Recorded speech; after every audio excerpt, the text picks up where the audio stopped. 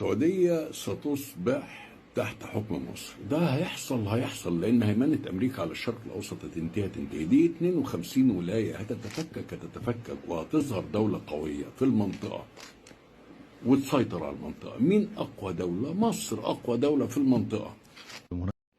السلام عليكم ورحمة الله وبركاته.